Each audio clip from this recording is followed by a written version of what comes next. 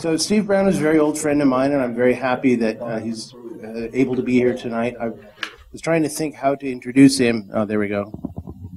Lower. Is that better? So what I came up with for an introduction that would hopefully not be too long or too short is the top 10 things to know about Steve Browne. Some of them are funny, some of them are serious. I hope they're funny. We'll see if you laugh.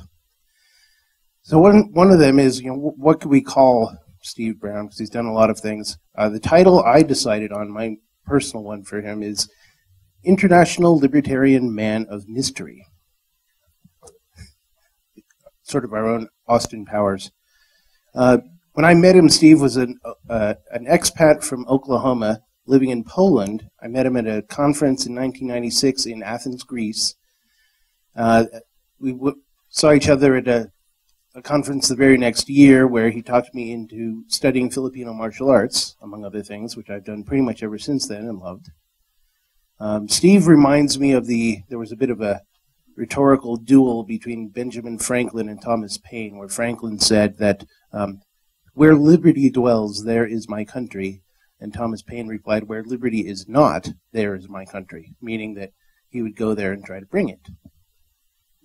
Steve's done a lot of that. I think if there were a contest for libertarians who've lived in the most countries on their own dime, Steve would probably win it.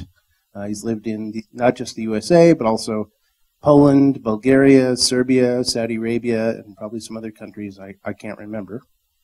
And even though he has never served, I'm up to number 5 here, so even though he's never served with any military force, he has trained with them in various martial arts seminars around the world. He's the only person I know whose children's godfather was a KGB defector. Godmother was married to a KGB defector, right? Yes. And we also have a mutual friend who may or may not be a KGB agent. We're not sure.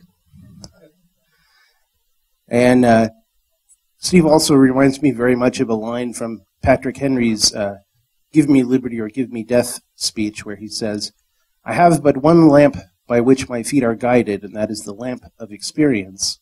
A lot of libertarians that I've known are very theoretical. Steve is very experiential, experience-based, very empirical. Also, among other things, part of that experience is I think he would also probably win the contest for the most working-class jobs had by a libertarian intellectual, which puts him a little bit in the same category of the great writer Eric Hoffer, if anyone knows who he was. And the last thing I'll say about him is, if you guys have seen the Dos Equis commercials for the most interesting man in the world probably doesn't always wish he was someone else, but when he does, it's Steve Browne. So come on up, Steve.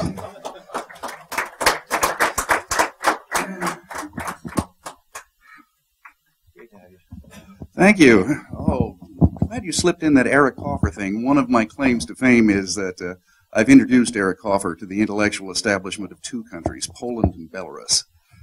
Hey, I stand over here. And by the way, I'm impressed. They got this up here. We arrived with none of these visual aids available like that, and they got it up in, what was it, 10 minutes? God darn, guys.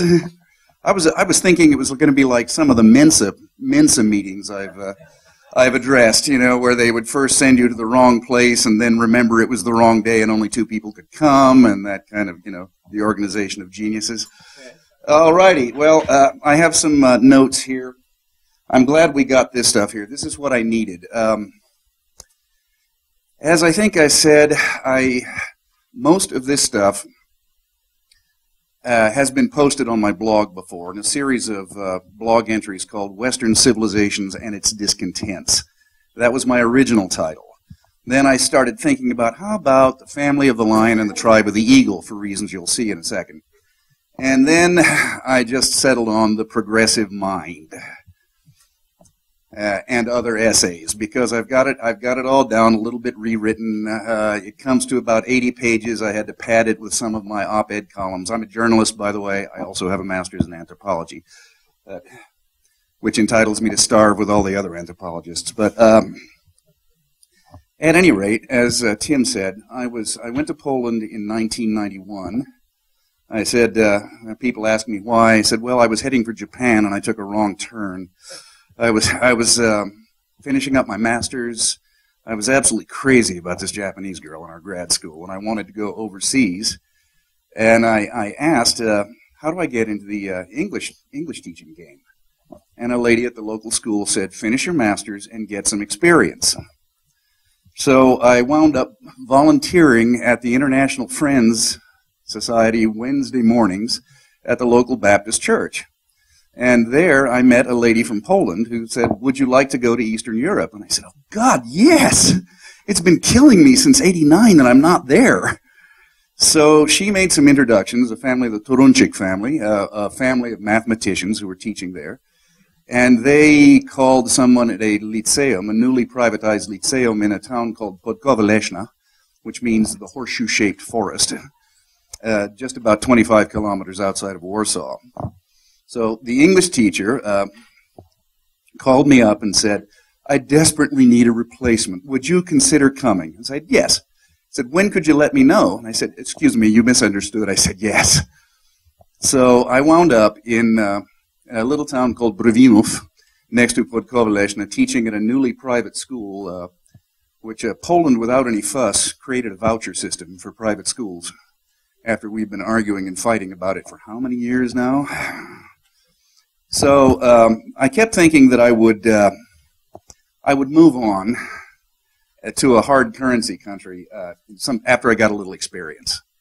Well, you know, they kept offering me more interesting things to do, like founding the English department of a new college of science, the Szkoła Nauk Ścisłych, in Warsaw and such. When I did move, I moved to Bulgaria, which at the time was going through a 10% per day inflation. Like that. There were women involved, what can I say?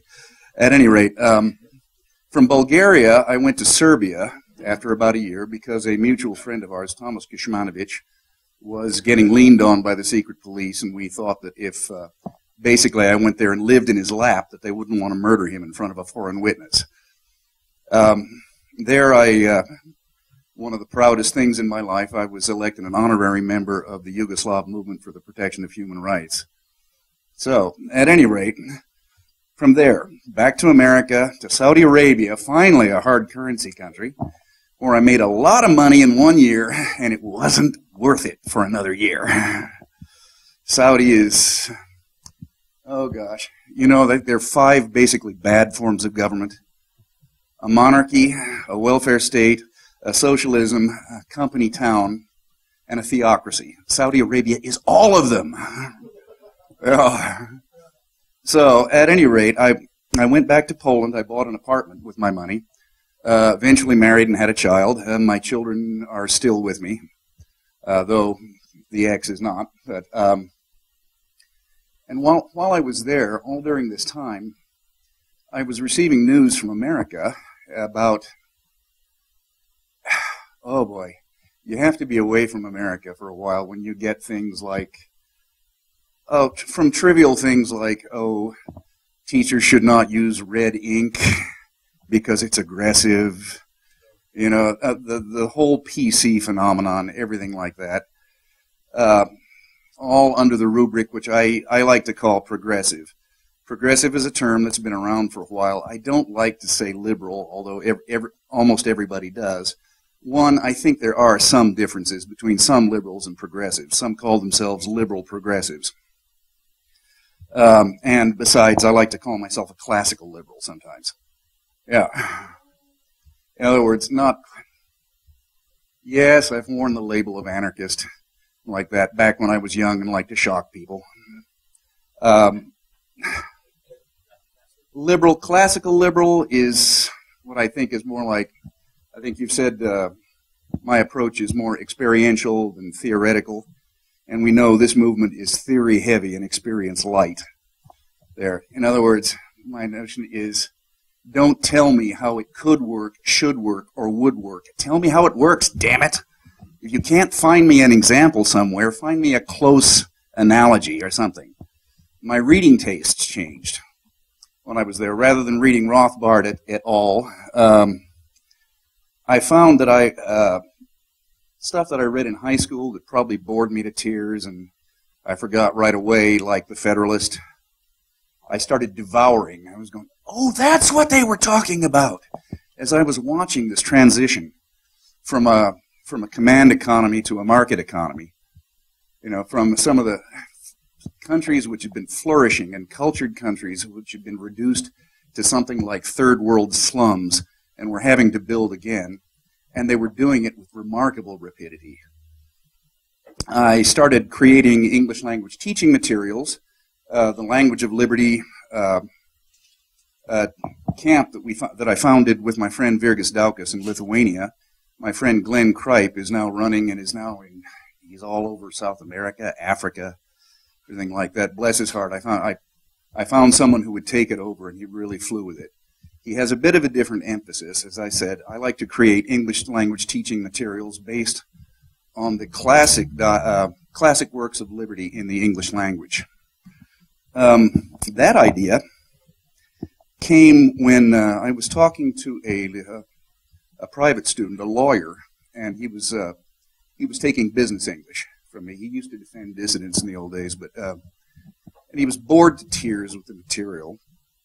So I gave him a 1947 English language political science textbook from the University of Chicago called "And the People Shall Judge." And I said, find something you like, and we'll go over this. We'll use this. And to my surprise, he picked Adam Smith. And I went, I got to warn you, the dialect is a little archaic. And he said, well, yes, it is, but it's much easier to understand than a lot of the material I've seen because it's so clear. If A, then B, then C, you know. It's even with the archaicisms and all, he found it much easier to follow. So that's when I started creating English language materials for this. And at the same time, as I say, I was watching what was going on in America going, what the heck? You know, have the lunatics taken over the asylum here? Yeah. Later when I went back to grad school in journalism, I worked for a Romanian exile professor who said, oh yes, they have. So the problem in my mind was of the progressive mentalities. Why?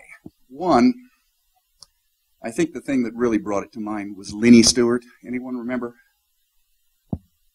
She was the lawyer, a self-professed communist who defended the blind sheik who blew up the Twin Towers the first time.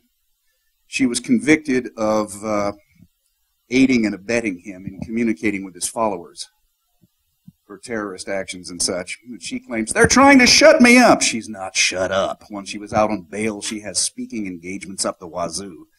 She has just recently been granted compassionate leave for cancer, I think.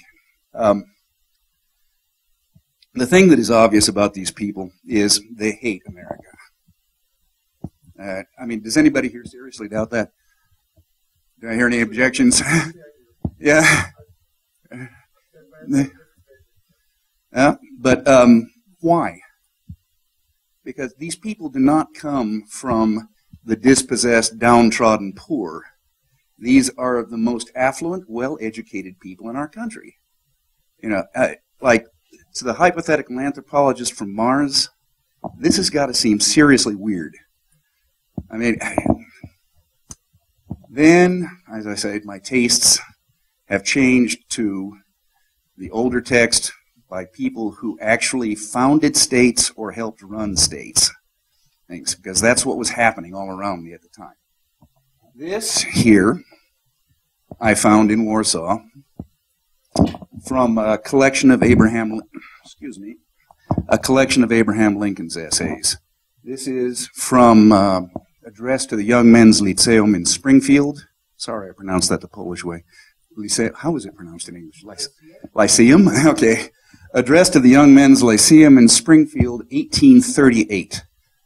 Look at this, please. That our government should have been maintained in its original form from its establishment until now is not much to be wondered at. It had many props to support it through that period, which now are decayed and crumbled away. Through that period, it was felt by all to be an undecided experiment. Now it is understood to be a successful one. Then, all that sought celebrity and fame and distinction expected to find them in the success of that experiment. Their all was staked upon it. Their destiny was inseparably linked with it. Their ambition aspired to display before an admiring world a practical demonstration of the truth of a proposition which had hitherto been considered at best no better than problematical, namely the capacity of a people to govern themselves. If they succeeded, they were to be immortalized. Their names were to be transferred to counties and cities and rivers and mountains, and to be revered and sung and toasted through all time. If they failed, they were to be called knaves and fools and fanatics for a fleeting hour, then to sink and be forgotten. They succeeded. The experiment is successful, and thousands have won their deathless names in making it so. But the game is caught, and I believe it is true that with the catching ends the pleasure of the chase. This field of glory is harvested, and the crop is already appropriated. But new reapers will arise, and they too will seek a field. It is to deny what the history of the world tells us is true, to suppose that men of ambition and talents will not continue to,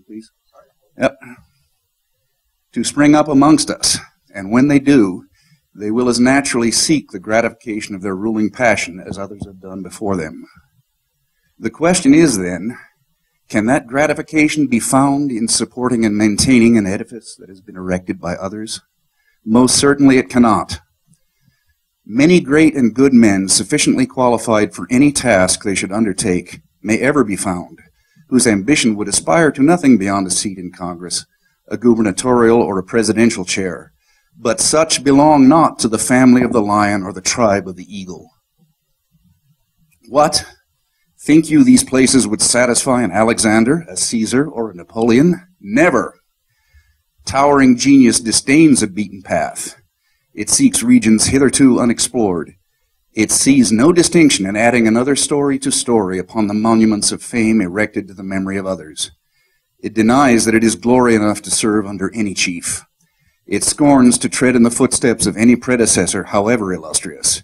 It thirsts and burns for distinction, and if possible, it will have it, whether at the expense of emancipating slaves or enslaving free men. All right. That one hit me like a sledgehammer between the eyes. And then I thought, I've heard something about this before. Next one, please. I'm good. Okay. This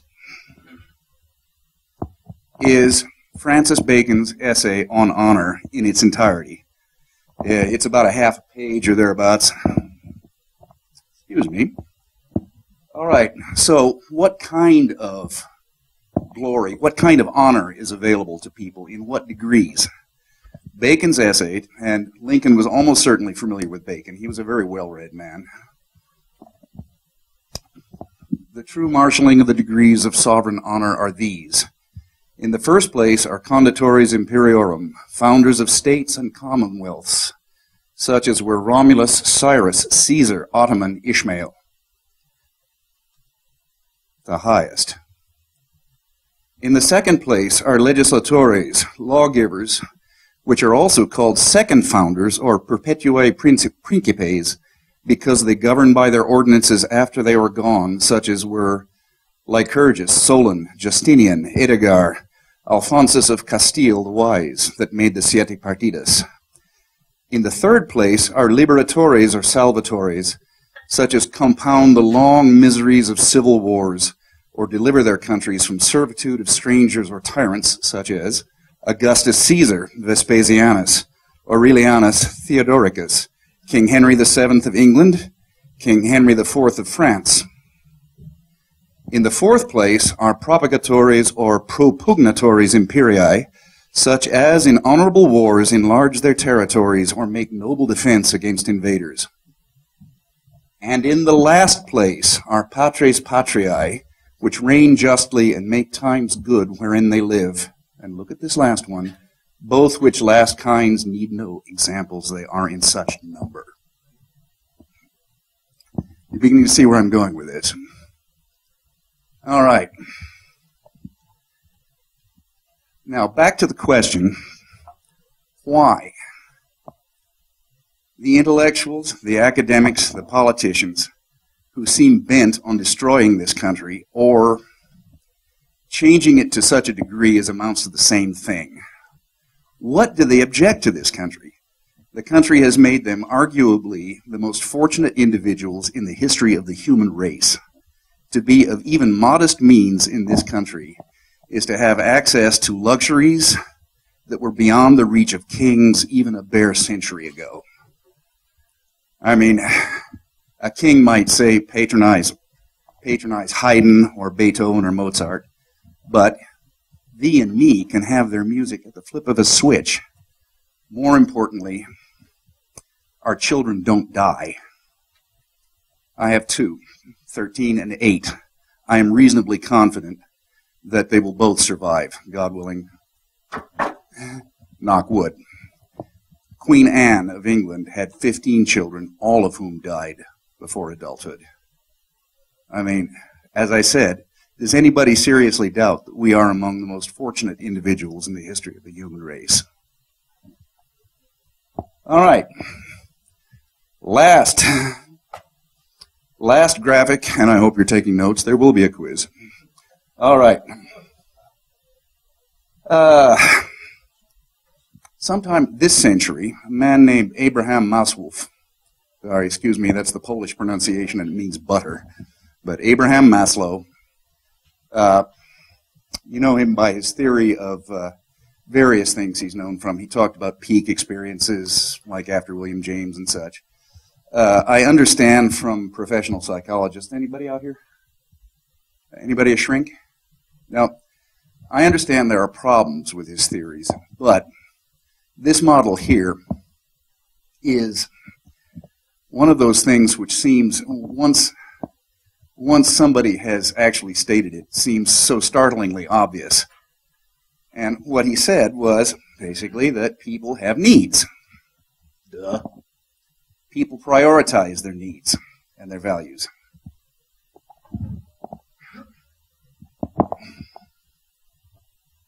Physiological. Breathing, food, water, sex, sleep, homeostasis, excretion. By the way, I used to be a sewage treatment plant operator. Yes, I'm the guy that coined the slogan, Norman Wastewater Treatment. You excrete it, we treat it. All right. Next, safety. Body security, employment, resources, morality, family, health, property. Love, belonging, friendship, family, sexual intimacy. Okay, now we're getting up to here. These are the concrete ones. Then we get into self-esteem, confidence, achievement, respect of others, morality, creativity, all this stuff. This is, and of course, each of these comes into play when these lower ones have been satisfied. Now are you seeing where I'm going? The most affluent, well-educated people in this country who seem to fill the ranks of the people that hate it, who seem to desire its destruction, and on a larger level, even that of Western civilization. If you think of some of, for example, Jean-Paul Sartre's idiot pronouncements, what's that one about, who kills a European, kills both an oppressor and the oppressed, something like that. I also think of a quote by E. E. Cummings, which I don't have here, but it's roughly, half the harm that is done in this world is done by people who want to feel important. The harm does not concern them, or they do not mean the harm, but it is subsumed in their all-encompassing desire to think well of themselves. That's why the progressives are filled with the ranks of the affluent and the well-educated.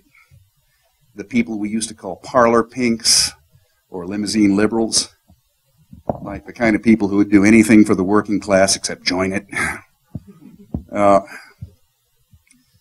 Okay. So what do they hate about America? They didn't build it. Why? Why do they despise the legacy of the Founding Fathers? Because they're not them. What is this talk in Lit Crit, Lefty Lit Crit? that our literature, our canon of Western civilization is the work of dead white males? Shakespeare is the founder of a commonwealth of literature that will last as long as our language is in roughly this present form, and he may very well have had something to do with it staying in this form. The English language changed more in the 200 years from Chaucer to Shakespeare than it has in the 400 years from Shakespeare to us. Mark Twain.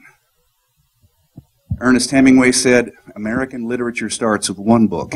That book is Huckleberry Finn. You notice also Huckleberry Finn has been the target of a great deal of vituperation because he didn't say African American Jim, in spite of the fact that it is the most poignant and powerful picture of a man who is owned as property, the most powerful ever written, that moved the conscience of a nation. But it's loathed in certain circles. Why is that? Because also Mark Twain is the founder of a commonwealth of literature, of American literature. There may come writers as good, but America as a country will never be young again. Okay, so there you have it. I must confess that right now I have the basic outlines of this in about 80 pages ready to be formatted for Kindle. And I'm seriously considering just chucking it all and making it a far shorter and more compact chapter in another book I'm calling Contrarian Libertarian. I say, what are the consequences of this? And one, how many of these people are there? We know. Though Newt Gingrich, personal conversation, drop that name. Newt Gingrich said at a breakfast I attended in Washington when I was interning there that they estimate 14 to 16% of the electorate may be real progressives. I mean, they're not, and then you sort of shade off into liberals and such there. Like I say, it's hard to tell the difference. But questions arise of, one, how serious is this? Are they going to work at chipping at the foundations of our civilization until it falls? Or are they just going to be finally, talk themselves into irrelevance because, quite frankly, they're pretty absurd people? Is every affluent civilization going to raise people like this? I suspect so. Is the percentage always going to be fixed? I don't know. I mean, as we get more and more affluent, are more and more people going to feel this kind of dissatisfaction? And of course, can they destroy our civilization? Well, we don't know. What happened to previous civilizations? Well, we got all kinds of, explanations. As many as there are historians, we do know that no civilization is immortal. So, did I have one more thing to ask you? Yep. Yeah, the other thing is, Lincoln spoke of these people as men of towering genius and ambition. And quite frankly, an awful lot of them look pretty mediocre to me. So what's happening? In Lincoln's time, when very few ever got to those really high levels of education, and also in Lincoln's time, there was still a frontier. Could it be that, can these people of this temperament, can they be useful when there is a frontier to be conquered, rights to be wronged, and such like that, that it's only when society becomes stable that they start making trouble? Basically, like that. One of the great books I read when I was in Bulgaria, a young lady gave me a copy of Hayek's The Constitution of Liberty, which I had never read. I'd never read Hayek before, and I still can't get through The Road to Serfdom. But the thing that struck me about that was when Hayek said that basically beyond a certain minimum, it is more important that the law be consistent than it be perfectly just or make perfect sense. Because you simply can't go on. You have to know, to do business, you have to know what to expect from day to day. What's the problem with business these days with this particular administration going on? You don't know what's going to happen tomorrow. You know, I mean, whatever the president decrees, whether it's a good idea or a bad idea, it's a different thing. If you've made plans for the next 10 years, what's going to happen to those plans? This kind of ferment doesn't seem to bother these people. You know, it's like, oh, we're heading for a just society. They are convinced that heaven can be created on earth, that they are the ones to do it, and we're along for the ride whether we want to or not. You know, again, what is going to be the ultimate effect of this? We don't know. I got a kind of a hunch that it ain't good. And are there going to be more of them? Like I say, is this percentage 14 to 16%? By now you've seen what I'm getting at is progressivism is not a program, a political program per se. It's a personality type. Remember, progressives, self-identified progressives have been, you know, well, there was a Republican progressive, Teddy Roosevelt. These days progressives are all for peace. I'm against war. Congratulations, only a lunatic is for war. But Teddy Roosevelt was an enthusiastic war wager, as was FDR. Now, whether FDR saved civilization by that is another question. But Margaret Sanger, free love and birth control advocate. She saw birth control as being the perfect solution to what she delicately called the Negro problem, as in making them extinct. They've all sailed under the name of progressive. It's not a program, it's a personality. Are there going to be more of them? Higher education has created more people who identify as intellectuals than ever before. I mean, it used to be intellectual meant something. It meant that you'd read a lot of great books. You'd think deep thoughts. Everybody's an intellectual now. Does that mean there are going to be more people like this? Don't know. Excuse me. Water. Yes. Could you get a beer too? What's that red stuff? So okay. This is what I thought of. Now, how this goes over, as I said, it's been published in a few places, Global Politics and on my blog and such. I'm pondering what to do with it now that I have an almost completed manuscript. I'm wondering how original is this insight? Well, obviously not. Abe Lincoln thought of it first. Have I done something original with it? Is this a footnote to Eric Hoffer's The True Believer? If it were, I'd be happy as a clam at high tide to be in that kind of company. So, at any rate, this is my notion. This is what progressives are all about. What are we going to do about it? Dunno. You know, we could shoot him, but, you know, that's only a momentary pleasure and is bound to get you talked about. Besides, it's wrong. Sort of. Okay, so I think right now I'll open the floor. I think I will open the floor to questions. Questions, reactions, comments, please. Sir, you want this mic, by the way? No, I don't think I need it.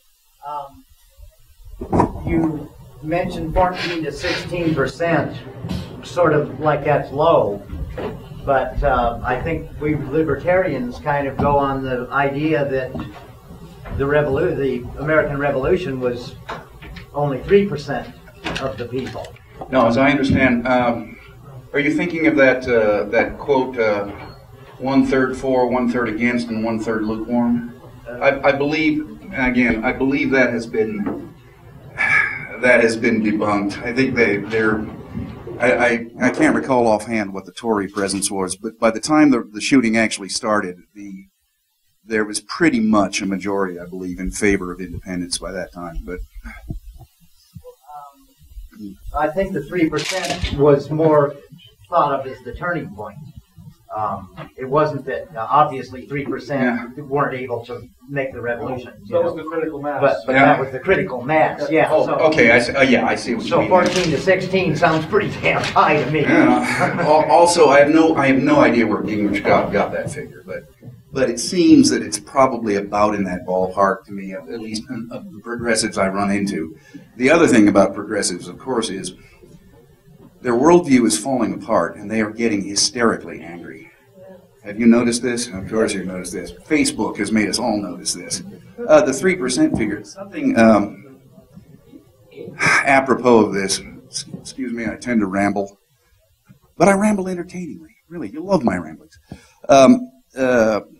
Years ago, I read something about some successful guerrilla leader, and I want to say it's George Grivas of Cyprus, but I was not able to find this when I reread his book on guerrilla warfare. But he estimated something like if you have 2 to 3% of really, really committed fighters, maybe another 30% of people who would actively support you, as in, hide you, bring you food, be the supply chain, support personnel, such like that, and then, whatever, and then more passive support, people who would shut their mouths when you came through town, that you could basically cow the rest into submission. So, 3%, who knows? Anyone? Yeah. I do have a question. Steve, I have perhaps a challenge. And you made a comment about it might feel good to shoot them. So, okay. That's going on YouTube, isn't it? And tomorrow somebody's going to say Steve Browne preaches shooting. Yes. No, that was a joke, guys. Sort of. But, even though I'm rather sympathetic, I do have a challenge, and it's this: that you could, or we all could, really, state other people's positions in a polite way in terms that they could agree with. If we can't get to that, which I take to be square one, we really can't have a conversation at all, and it's going to come to shooting or a lot of yelling to no point.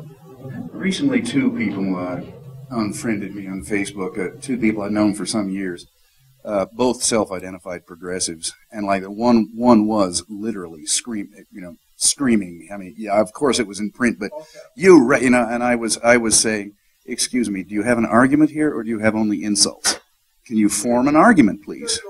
Make a contention. Support it, please. Like you rat bastard, you wouldn't know an argument if it crawled out your ass. That kind of thing. And then ultimately, and I said, excuse me, I have to put my children to bed. I said, run, you little fascist. Yes. Yes. Well, I don't know.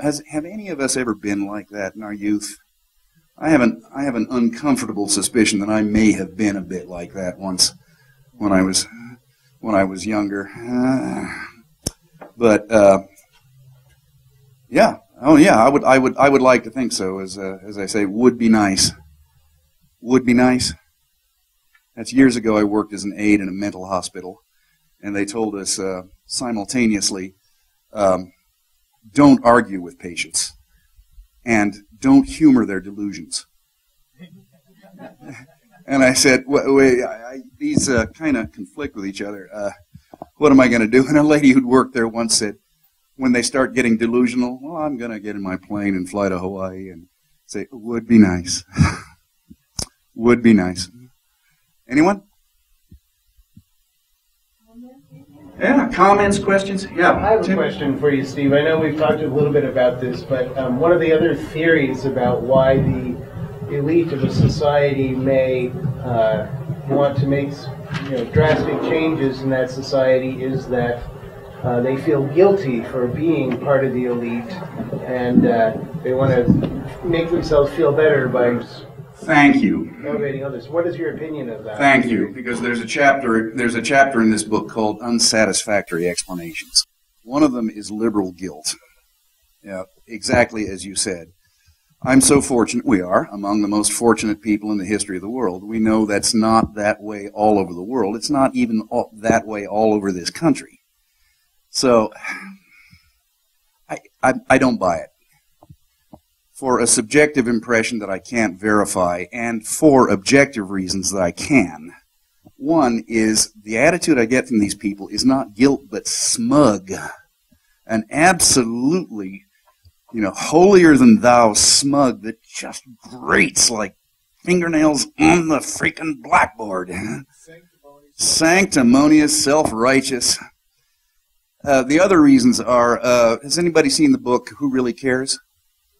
Okay, it's an analysis of charitable giving.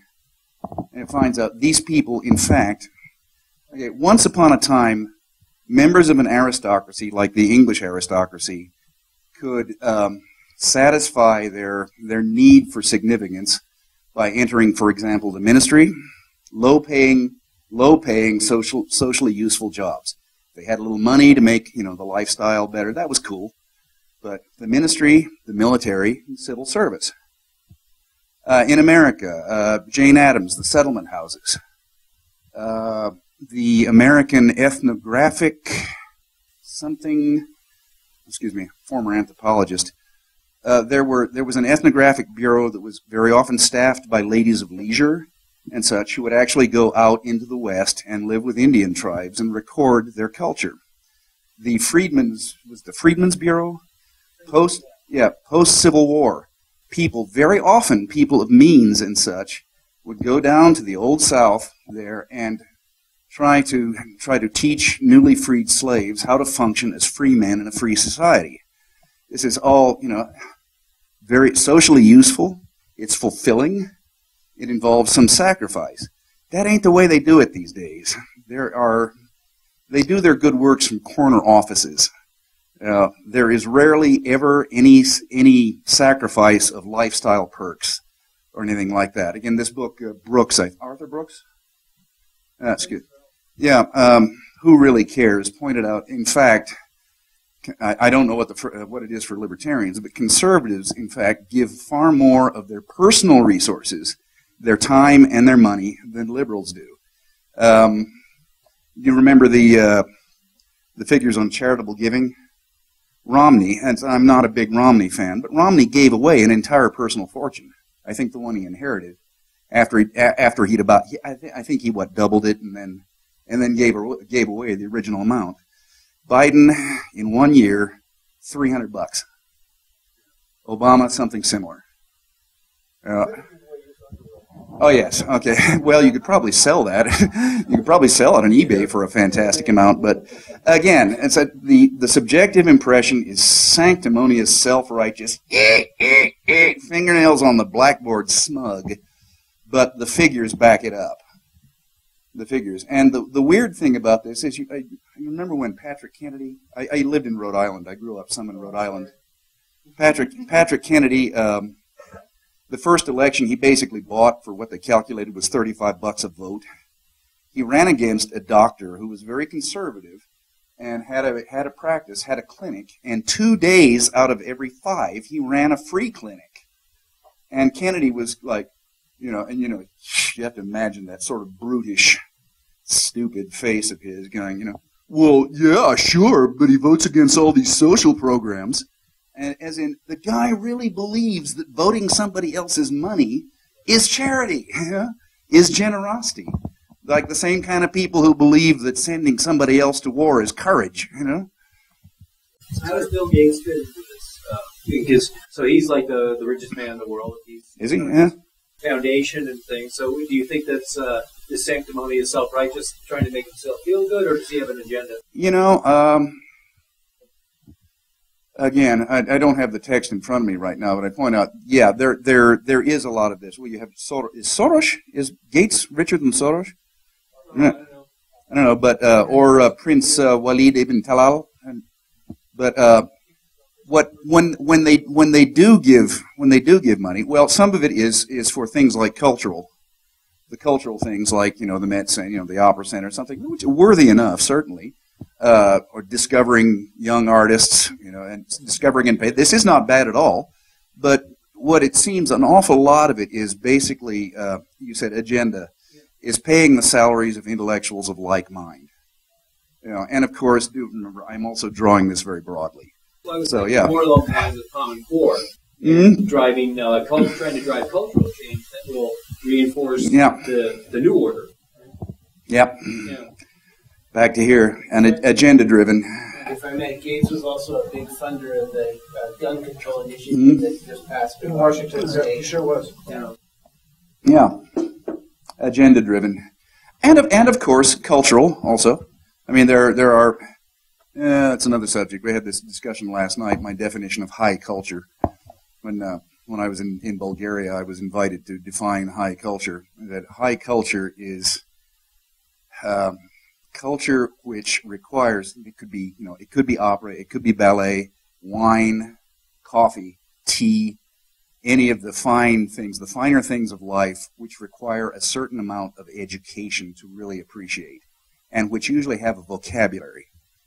It was some of the wine vocabulary I was hearing last night. You know, the bitter, the this, the that, the that sort of stuff, or if you know what a plie is, you have a plie and a collapse and things in such like that. Funding high culture, which again is not insignificant. It's not, but it's mostly the kind of culture they like, and as you say, the agenda-driven thing, paying the salaries of intellectuals of like mind. Anyone? That's what Carnegie did. Mm-hmm. Mellon too. In fact, Mellon basically started the National Gallery with his art collection. Yeah. But on the other hand, just a few years later, in England, a lot of the gentry ended up Nazi sympathizers. Mm-hmm. Yeah. That's the ones who said one who did well off saw it the other way. Sure. I mean, what's attractive about that? The one thing I've always wondered about with the Nazis and the communists, of course, was the appeal of communism. I can see the appeal of Nazism in a weird, twisted sort of way. As somebody said, it was beautiful and it was evil. Colorful uniforms, the marching, the music, pretty good poster art, sculpture and such, where communism is so drab. I mean, have you tried to get through Karl Marx? Oh, God. Oh, God. How anybody gets through that is beyond me. The thing these things all have in common, the utopian ideal, is basically change. Change for the sake of change, and it's always change directed from the top. And as I said, we are along for the ride whether we want to be or not. Like that. That's the key thing. Jeannie. It also has a religious significance to them. Mm-hmm. I think a good example of this is the giving money to such things as Solyndra. Mm-hmm. And there are, the situation has gotten so bad that sometimes all these destructive activities, the ecology movement, with the EPA, is to feel important. One hand washing the other. In other words, there's in it for something, and they still get the boost or the cover of religious piety. There is that, and thank you, Jeannie, for reminding me of something I had not covered. You remember back to Lincoln, or excuse me, back to Bacon. One of the greats, Justinian, the Emperor Justinian of Byzantium, and Theodora, yes, and I was 30 years old before I learned what she used to complain about. Anyhow, there is a story that the Emperor Justinian wanted to become known as Justinian the Great, which in fact he did. And he actually studied the lives of the greats, and he found that the three things that get a ruler called great are: one, wars of foreign conquest, great reforms of religion and law, and great public works, monuments and such. Yeah, well, and he attempted all three. And among other things, bankrupted the state and created religious problems that lasted for centuries afterwards, and destroyed two promising civilizations in Gothic Italy and the Carthaginian Vandal kingdom, which were picking up where the Western Roman Empire, in his attempt to reconquer the Western Roman Empire. Think about today. Wars. Generals in our country seldom go into politics, and when they do, they're kind of mediocre, sometimes very often disastrous. But once they've left the military, they never wear uniforms in public. This doesn't seem to be an avenue. great reforms in the laws and religion. Well, what you can do religiously in America is to become a televangelist or start a new religion. You know, it's the California way and stuff like this. This suffers from having a bit too much. The last time this happened in this country was the founding of Utah as a virtual sectarian fief of the Mormon Church. Like that. Nobody's likely to match that one anytime soon. And public works, there are so many of them in this country. And of course they have people's names on them. Back in my old university, I first went to Oklahoma University in 1969 because, one, Oklahoma is where my father's family came from, and two, it was cheap. It was cheap. Now, since David Boren resigned from the Senate to take the position of president of OU, strong evidence has it just in advance of being outed. But he's been putting buildings up everywhere and with his name on them, which is a really, really low-class thing to do. I mean, really, you know, you're supposed to wait until you're decently retired or dead, and a grateful university will name something after you. You know, again, it suffers from there is no distinction in this. Again, thank you, Jeannie, for reminding me of that. Yeah. Self-perpetuating system. Yeah. You know, even if we have more Republicans than Democrats, you know, among the common people, there's a solid 30% that they do that much harm when they get in office, you know, by telling lies to get in office, and then when the Republicans get in, they have to undo all the damage that was done before, but they can only get so far. They can't get their agenda done. And for that reason, it's a self-ratcheting system. And you know what P.J. O'Rourke said in Parliament of Whores? In a democracy, the whores is us.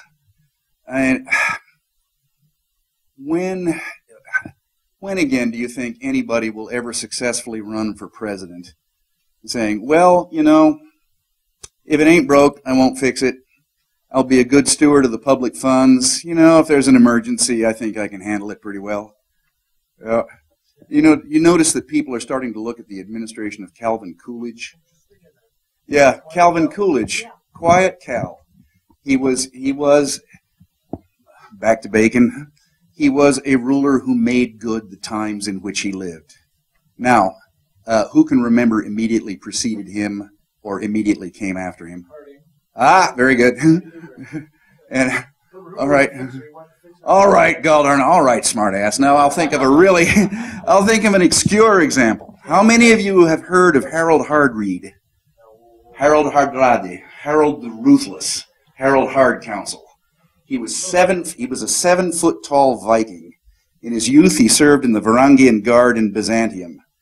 When he got back to Norway and became king, he sought to build a great empire of the north. He waged war against King Svein of Denmark for about 20 years. He trampled on the rights of the freeholders in a pretty decent little libertarian civilization there. And then, in 1066, he invaded England with a great armada of longships. After an initial victory outside of York, he was surprised by Harold Godwinson at Stamford Bridge, he said, well, let's divide the kingdom. And the Saxon king said, we'll give you 7 feet of English earth to bury you in. Like that. The Vikings were wiped out almost to a man. Harold Godwinson then marched south for the privilege of being killed by William of Normandy. Hastings, Battle of Hastings. Right, that, which, by the way, destroyed a rather promising little Saxon civilization in England at that time. Harold had a son, Olaf. Olaf did not wage wars of foreign conquest. Olaf respected the freeholders and got along reasonably well with them. He stayed home and minded his own business, and he is known to history, if at all, as Olaf the Quiet. Now, Harold is celebrated in the saga, King Harold Saga, by Snorri Sturluson. How many sagas are there about Olaf? None. About Ole and Lena. All right.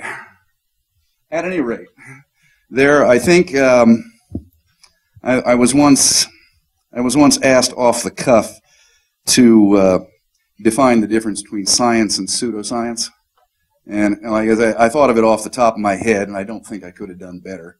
Said, pseudoscience is an organized system of answers for everything. Science is a method of asking intelligent questions, generating intelligent questions. I think I've raised more questions than answers here. Does anybody have anything else? Remarks or questions? Thank you very much.